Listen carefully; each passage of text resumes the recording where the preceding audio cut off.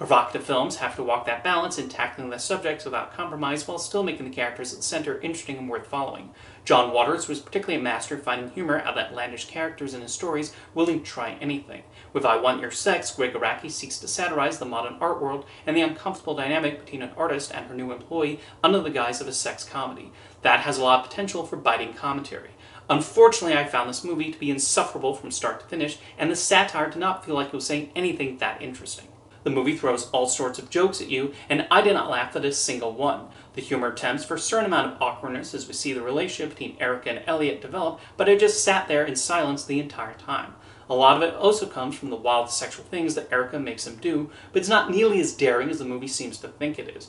The pot shots at this art gallery also do not land, with obvious bits about the bizarre artwork on the walls and her hipster clientele and other employees.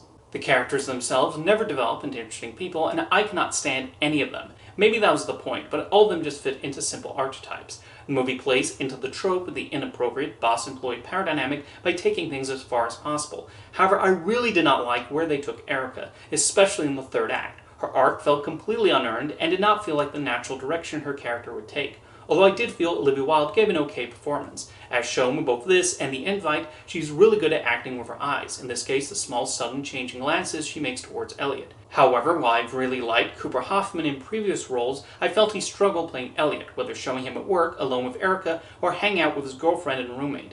Araki tries to liven things up with some of the visual flourishes, but I found these touches just as obnoxious as the jokes and characters. It just all added to what an annoying experience the film was, and I cannot wait to get away from these characters. And just to add a little extra salt on the wound, just when it seems like the movie is finally wrapping up, it throws in a few additional scenes that are completely unneeded. It's been a while since I saw a movie that I found as tiring and insufferable as this one. I understand what it's trying to say about the modern art world, workplace culture, and young people's puritanical hang-ups, but did not do it in a way I found remotely clever or funny.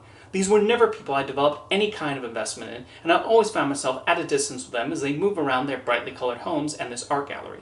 I don't begrudge Greg Araki making this film, but pretty much nothing about I Want Your Sex appealed to my taste on either storytelling or comedic level. And you cannot even chalk it up to the subject matter, because I actually wish it was a lot more daring than it was.